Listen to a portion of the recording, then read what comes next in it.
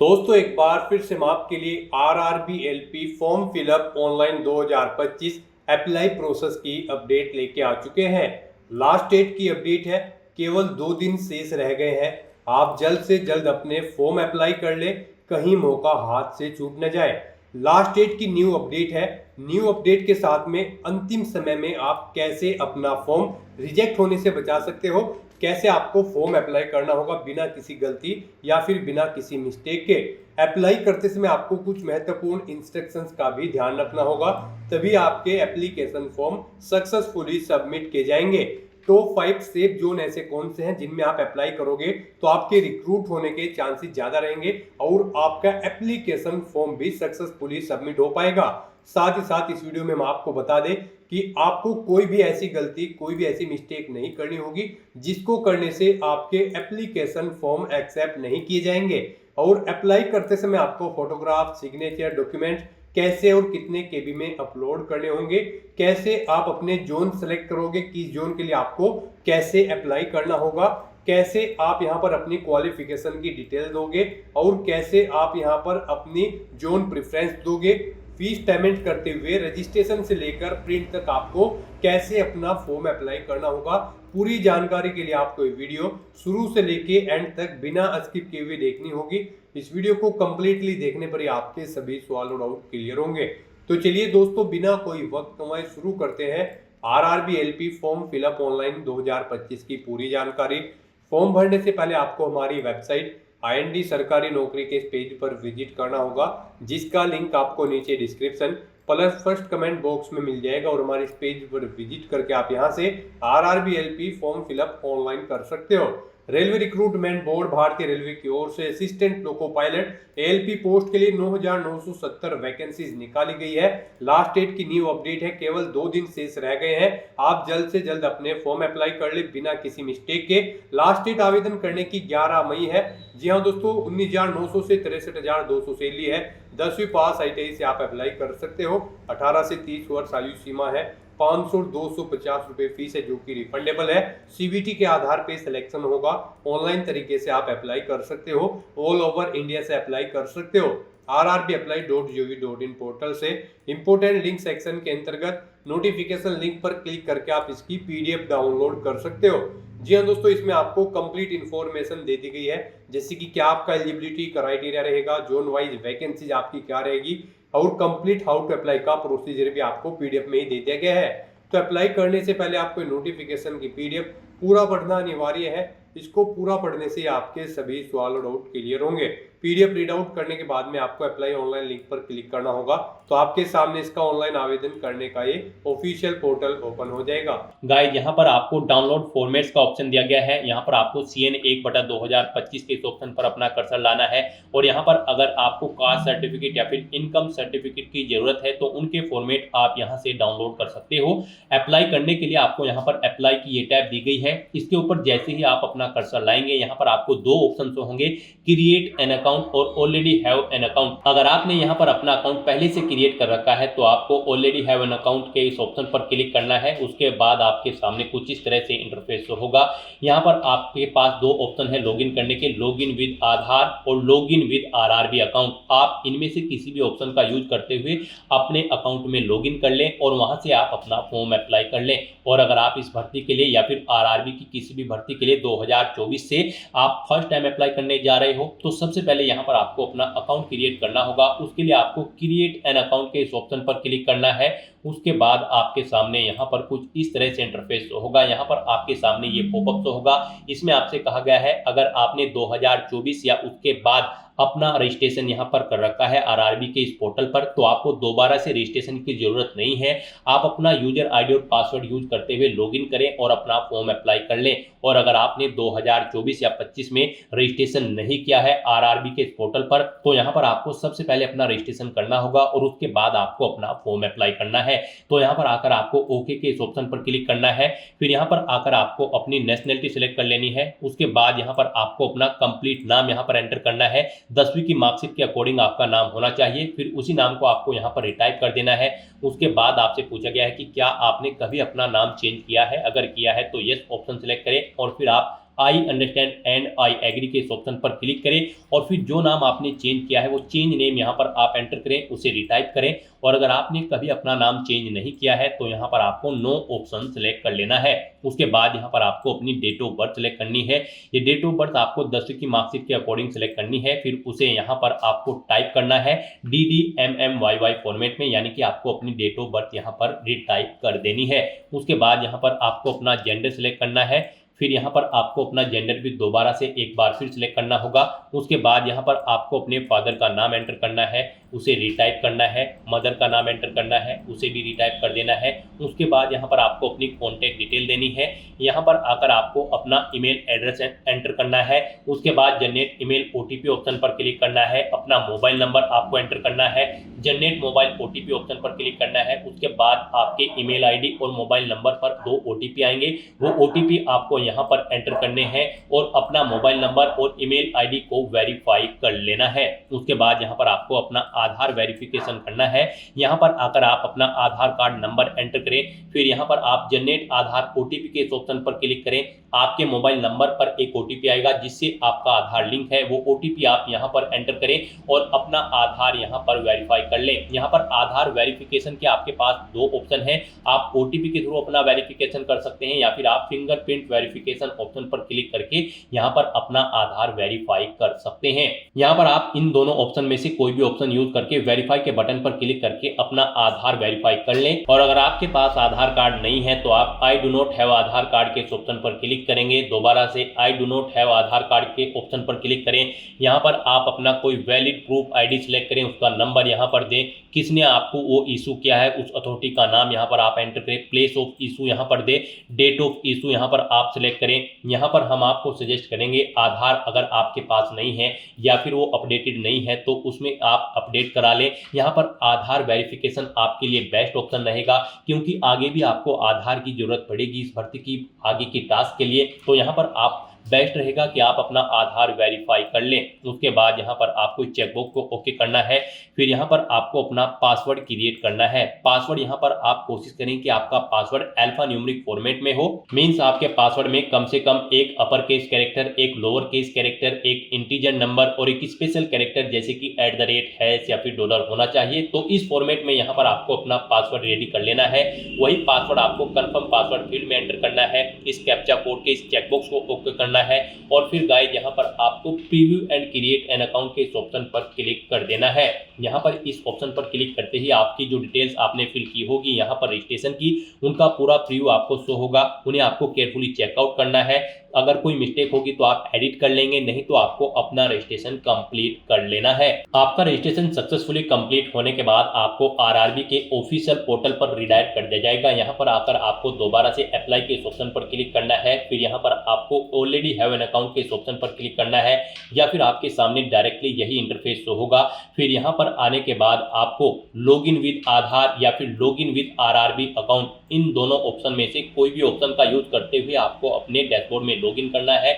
Guide यहाँ पर अगर आप login with Aadhaar option select करते हैं तो फिर यहाँ पर आपको अपना आधार नंबर एंटर करना है। उसके बाद आपको जनरेट आधार OTP के ऑप्शन पर क्लिक करना है। एक OTP आपके मोबाइल नंबर पर आएगा जिससे आपका आधार लिंक है, वो OTP आपको यहाँ पर एंटर करना है।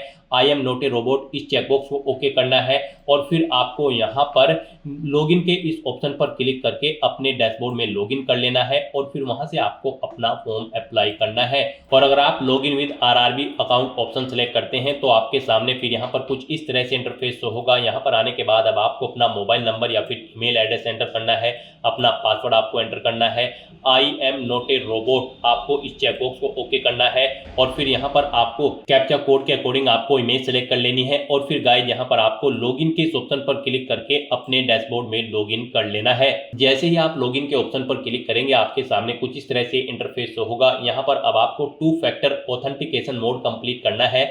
यहाँ पर आप सेंड OTP टू ईमेल, आप इस ऑप्शन पर क्लिक करें। आपकी ईमेल ID पर एक OTP जाएगा, वो OTP आप यहाँ पर एंटर करें या फिर आप सेंड OTP टू फोन के ऑप्शन पर क्लिक करें।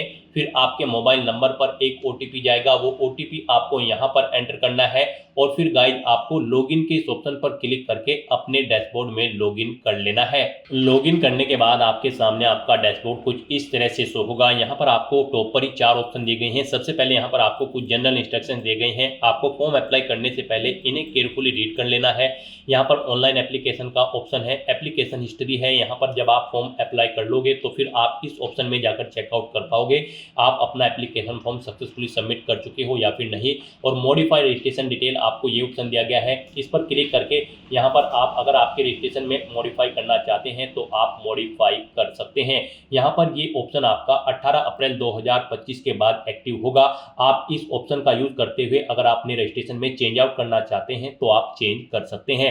तो यहाँ पर बस अब अगर आपका रजिस्ट्रेशन ओके है तो आपको अपना ऑनलाइन फॉर्म फिल करना है। उसके लिए आपको ऑनलाइन एप्लीकेशन के इस ऑप्शन पर क्लिक करना है या फिर जनरल इंस्ट्रक्शन के यहाँ पर आपको ऑनलाइन एप्लीकेशन के इस ऑप्शन पर क्लिक करना है। नेक्स्ट आपके सामने कुछ इस तरह से इंटरफेस होगा। यहाँ पर आपको RRB असिस्टेंट लोको पायलट का ये सेक्शन दे दिया गया है। यहाँ पर CN नंबर 1/2025 में सबसे पहले आपको बोर्ड का नाम सेलेक्ट करना है जिस बोर्ड के लिए आप अप्लाई करना चाहते हैं। आप अपनी चॉइस के अकॉर्डिंग कोई भी बोर्ड यहाँ पर सिलेक्ट करें, इस चेकबॉक्स को ओके करें, यानी कि आपको RRB RRC की किसी भी भर्ती एग्जाम में बैठने से नहीं रोका गया है। तो आपको इस चेकबॉक्स को ओके कर देना है और उसके बाद गाइस यहाँ पर आपको नेक्स्ट के इस ऑप्शन पर क्लिक करना है। नेक्स्ट आपके सामने कुछ इस तरह से इंटरफेस होगा। यहाँ पर आपकी कुछ डिटेल ऑटोमेटिकली फेच कर ली गई है आपके रजिस्ट्रेशन से। यहाँ पर बस अब आपको सबसे पहले अपना मैरिटल स्टेटस देना है, उसके बाद आपको अपना रिलीजन सेलेक्ट करना है, अपनी मातृभाषा यहाँ पर आपको सिलेक्ट कर लेनी है। फिर यहाँ पर आपको choice of language for examination, जिस लैंग्वेज में आप अपना एग्जाम चाहते हैं वो लैंग्वेज यहाँ पर आपको सिलेक्ट करनी है। फिर यहाँ पर आपकी बॉडी पर कोई कट या तिल का निशान है तो उस पैलेस का नाम यहाँ पर आपको एंटर कर देना है। 2 पैलेस के नाम यहाँ पर आपको एंटर करने हैं, नहीं है तो यहाँ पर आप नो मार्क एंटर कर देंगे। उसके बाद यहाँ पर आपको अपनी कम्युनिटी सेलेक्ट कर लेनी है। उसके बाद यहाँ पर अगर आप रिजर्व कैटेगरी से बिलोंग करते हो तो यहाँ पर आपको अपनी कास्ट का नाम देना है, कम्युनिटी सर्टिफिकेट नंबर देना है। कम्युनिटी सर्टिफिकेट आपको किस अथॉरिटी ने इशू किया है, collector, city magistrate, deputy collector, आप अपने अकॉर्डिंग यहाँ पर ऑप्शन सेलेक्ट करें। उसके बाद इशूइंग स्टेट यहाँ पर आप सिलेक्ट करें। उसके बाद यहाँ पर आपका जो सर्टिफिकेट है वो कब आपको इशू हुआ है वो डेट आपको सिलेक्ट कर लेनी है। फिर यहाँ पर आपसे पूछा गया कि क्या आप फ्री ट्रैवल पास चाहते हैं रेलवे का, अगर चाहते हैं तो यस करें। और फिर यहाँ पर आप अपने नियरेस्ट रेलवे स्टेशन का नाम एंटर करें और फिर यहाँ पर आप अपना वैलिड कास्ट सर्टिफिकेट अपलोड कर दें। आपका सर्टिफिकेट यहाँ पर 400 KB से कम होना चाहिए, PDF फॉर्मेट में होना चाहिए। आपको अपलोड डॉक्यूमेंट के ऑप्शन पर क्लिक करना है, फाइल को सिलेक्ट कर लेना है और अपना कास्ट सर्टिफिकेट यहाँ पर आपको अपलोड कर देना है। और अगर आप यहाँ पर अनरिजर्व कैटेगरी से आते हैं तो फिर आगे के ऑप्शन आपको डिसेबल्ड कर दिए जाएंगे। उसके बाद यहाँ पर आपको अपना प्रेजेंट एड्रेस एंटर करना है, फिर आपको अपना परमानेंट एड्रेस एंटर करना है। और अगर आपका परमानेंट एड्रेस आपके प्रेजेंट एड्रेस के अकॉर्डिंग सेम है तो आप इस चेकबॉक्स को ओके कर दें। ऑटोमेटिकली आपका परमानेंट एड्रेस आपके प्रेजेंट एड्रेस के अकॉर्डिंग फिल हो जाएगा। उसके बाद गाइस यहाँ पर आपको सेव के इस ऑप्शन पर क्लिक करके अपनी डिटेल सेव कर देनी है और फिर आपको नेक्स्ट के इस ऑप्शन पर क्लिक करना है। नेक्स्ट गाइस यहाँ पर आपको अपनी कैटेगरी की डिटेल देनी है। यहाँ पर आपसे पूछा गया है कि क्या आप EX सर्विसमैन हैं, अगर हैं तो आप यस ऑप्शन सेलेक्ट करें। फिर यहाँ पर आप अपनी डिफेंस सर्विस सेलेक्ट करें, किसमें आप EX सर्विसमैन थे, आर्मी, नेवी, एयरफोर्स, अपने अकॉर्डिंग ऑप्शन सेलेक्ट करें। अपनी रैंक यहाँ पर एंटर करें, डेट ऑफ अटेस्टेशन यहाँ पर आप सिलेक्ट करें। और फिर आपसे पूछा गया कि क्या आप फिलहाल भी डिफेंस सर्विस में कार्यरत हैं, अगर हैं तो यस करें और फिर यहाँ पर नहीं है तो आप नो ऑप्शन सेलेक्ट कर लें। अगर आप यहाँ पर जॉब छोड़ चुके हो, डेट ऑफ डिस्चार्ज यहाँ पर आप सिलेक्ट करें, रीजन ऑफ डिस्चार्ज यहाँ पर दें, डिस्चार्ज सर्टिफिकेट नंबर दें। क्या आपने दोबारा से री एम्प्लॉयमेंट किया है एज ए EX सर्विसमैन, अगर किया है तो यस करें, नहीं तो नो ऑप्शन सेलेक्ट करें। और गाइज अगर आप EX सर्विसमैन नहीं हो तो यहाँ पर आपको नो ऑप्शन सेलेक्ट करना है, आगे की डिटेल आपको डिसेबल्ड कर दी जाएगी। फिर यहाँ पर आपसे पूछा गया कि क्या आप EBC सर्टिफिकेट होल्डर कैंडिडेट हैं, अगर हैं तो आप यस करें और फिर I understand and I agree के इस ऑप्शन पर क्लिक करें। फिर यहाँ पर आपसे पूछा गया है कि do you wish to avoid fee concession, अगर आप फीस में कंसेशन चाहते हैं तो यस ऑप्शन सेलेक्ट करें। फिर अपना सर्टिफिकेट नंबर दें, इश्यूइंग अथॉरिटी यहाँ पर आप सेलेक्ट करें, कब आपको ये सर्टिफिकेट इशू हुआ है वो डेट आप सेलेक्ट कर लें। और अगर आप ईबीसी सर्टिफिकेट होल्डर कैंडिडेट नहीं है तो यहाँ पर आपको नो ऑप्शन सेलेक्ट करना है। उसके बाद यहाँ पर आपसे पूछा गया कि क्या आप रेलवे में सर्विस करते हैं। यहाँ पर अगर आप रेलवे एम्प्लॉय हैं तो आप यस करेंगे। फिर यहाँ पर आपसे पूछा गया कि क्या आपने यहाँ पर एनओसी के लिए अप्लाई किया हुआ है, तो यहाँ पर आप किया हुआ है तो यस करें, नहीं तो आप यहाँ पर नो ऑप्शन सेलेक्ट करेंगे। और उसके बाद यहाँ पर आपको अपनी कैटेगरी देनी है, उसके बाद प्लेस ऑफ वर्किंग देना है, अपना जोन यहाँ पर आपको सिलेक्ट करना है। और अगर आप रेलवे के एम्प्लॉय नहीं है तो यहाँ पर आपको नो ऑप्शन सेलेक्ट करना है। उसके बाद यहाँ पर आपको पूछा गया कि क्या आप करंट में कहीं पर एम्प्लॉय हैं, अगर हैं तो यहाँ पर आप ऑप्शन सेलेक्ट करें, आप सेंट्रल गवर्नमेंट में एम्प्लॉय हैं, स्टेट में या फिर किसी पब्लिक सेक्टर में, तो यहाँ पर आप अपने अकॉर्डिंग ऑप्शन सेलेक्ट करें। और फिर यहाँ पर आप उसकी डिटेल दें, जैसे कि अगर आप स्टेट गवर्नमेंट में एम्प्लॉय हैं तो नेम ऑफ ऑर्गेनाइजेशन, किस डेट से आपने जॉब स्टार्ट की है और क्या फिलहाल भी आप वर्क कर रहे हैं, यहाँ पर आपको ये डिटेल्स प्रोवाइड करानी है। और अगर आप यहाँ पर करंट एम्प्लॉयमेंट नहीं है, यानी कि आप करंट में जॉब नहीं करते हैं, तो फिर यहाँ पर आपको नॉट एप्लीकेबल का ये ऑप्शन सेलेक्ट करना है। उसके बाद आपको इस पेज को नीचे स्क्रॉल डाउन करना है। नेक्स्ट यहाँ पर आपसे पूछा गया कि क्या आपने अपना एसीटी अप्रेंटिस का कोर्स कंप्लीट किया हुआ है, अगर किया हुआ है तो यहाँ पर आप यस ऑप्शन सेलेक्ट करें। फिर आप अपनी ट्रेड का नाम सेलेक्ट करें, किस ट्रेड में आपने कोर्स कंप्लीट किया है, कब से आपने ट्रेनिंग स्टार्ट की थी वो डेट सेलेक्ट करें, कब कंप्लीट हुई है वो डेट आप सेलेक्ट करें। फिर यहाँ पर आपका रिजल्ट डिक्लेयर हो चुका है या फिर नहीं, आपको येस या नो ऑप्शन सेलेक्ट करना है। और अगर गाइज यहाँ पर आप अपना एसीटी अप्रेंटिस का कोर्स कंप्लीट नहीं किए हो तो यहाँ पर आपको नो ऑप्शन सेलेक्ट करना है, फिर आपको ये डिटेल देनी नहीं होगी। उसके बाद यहाँ पर आपको अपनी बैंक की डिटेल देनी है। यहाँ पर आप अकाउंट होल्डर का नाम एंटर करें, फिर यहाँ पर आकर आपको अपने बैंक अकाउंट का नंबर एंटर करना है, उसे यहाँ पर आपको दोबारा से एंटर करके कंफर्म कर लेना है। फिर आपको अपने बैंक का आईएफएससी कोड देना है, कंफर्म के ऑप्शन पर क्लिक करना है, आपके बैंक का नाम और आपको आपके बैंक का एड्रेस यहाँ पर आपके आईएफएससी कोड के अकॉर्डिंग शो हो जाएगा। इस तरह से अपनी डिटेल यहाँ पर फिल करने के बाद फिर गाइज आपको सेव के इस ऑप्शन पर क्लिक करके अपनी डिटेल सेव कर देनी है और फिर आपको नेक्स्ट के इस ऑप्शन पर क्लिक कर देना है। नेक्स्ट यहाँ पर आपको अपनी एजुकेशनल क्वालिफिकेशन की डिटेल देनी है। यहाँ पर आरआरबी असिस्टेंट लोको पायलट की इस भर्ती में पार्टिसिपेट करने के लिए आपका 10वीं क्लास पास आउट होना जरूरी है, प्लस आपके पास आईटीआई का सर्टिफिकेट भी होना जरूरी है किसी रिलेवेंट ट्रेड के अंतर्गत। तो यहाँ पर अब आपको सबसे पहले आकर आपको अपनी एडिट के इस ऑप्शन पर क्लिक करना है। उसके बाद यहाँ पर आपको अपनी 10वीं क्लास की डिटेल प्रोवाइड करनी है। यहाँ पर आपको सबसे पहले स्टेट सेलेक्ट करना है, किस स्टेट से आपने अपनी 10वीं क्लास पास आउट की है। फिर आपको अपना डिस्ट्रिक्ट सेलेक्ट करना है, फिर आपको बोर्ड का नाम यहाँ पर देना है, किस बोर्ड से आपने अपनी 10वीं क्लास पास आउट की है। फिर आपको पासिंग डेट यहाँ पर सिलेक्ट करनी है, किस डेट को आपने अपनी 10वीं क्लास पास आउट की है। 10वीं का रोल नंबर यहाँ पर आपको एंटर करना है, अपनी 10वीं क्लास का यहाँ पर आपको सर्टिफिकेट का सीरियल नंबर एंटर कर देना है और फिर आपको अपडेट के इस ऑप्शन पर क्लिक करके अपनी ये डिटेल यहाँ पर अपडेट कर देनी है। यहाँ पर आपको ये डिटेल ऑटोमेटिकली फिर मिल जाएगी। अगर आपने आरआरबी में 2024 या 25 की किसी भर्ती में पहले भी अप्लाई किया हुआ है, नहीं मिलेगी तो फिर यहाँ पर आपको मैन्युअली ये डिटेल्स एंटर कर देनी है और अपडेट के ऑप्शन पर क्लिक करके अपनी डिटेल सेव कर देनी है।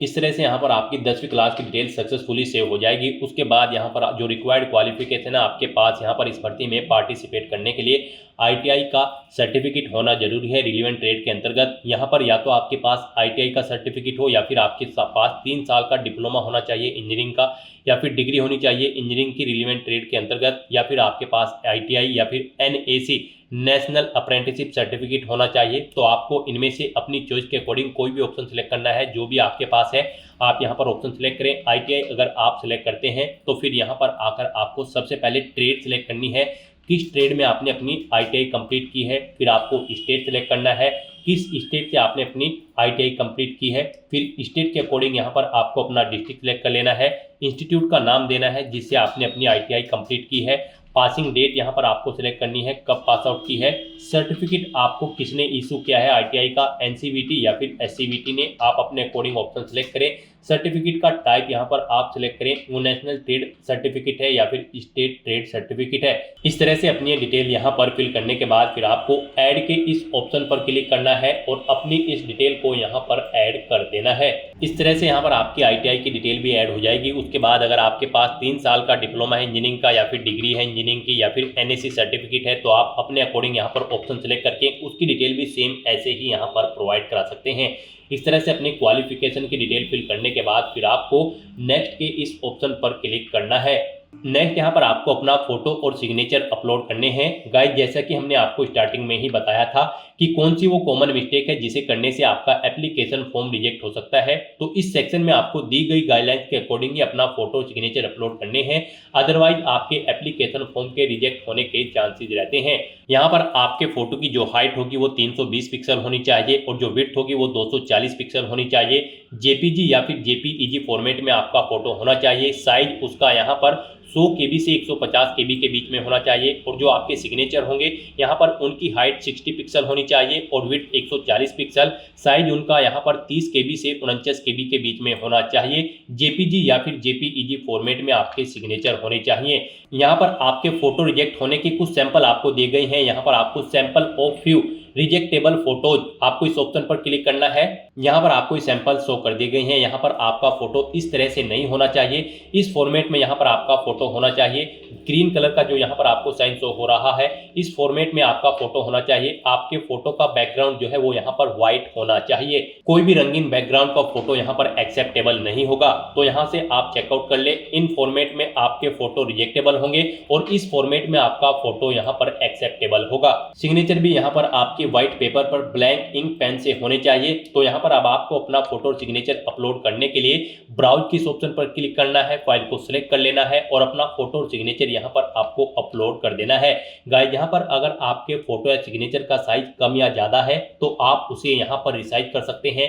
आप यहाँ पर MS पेंट में जाकर अपना फोटो या सिग्नेचर दी गई रिक्वायरमेंट के अकॉर्डिंग सेट कर लें, या फिर बहुत सारी ऑनलाइन वेबसाइट्स हैं उन पर आप अपना फोटो या सिग्नेचर अपलोड करके उनका साइज दी गई रिक्वायरमेंट के अकॉर्डिंग सेट कर सकते हैं।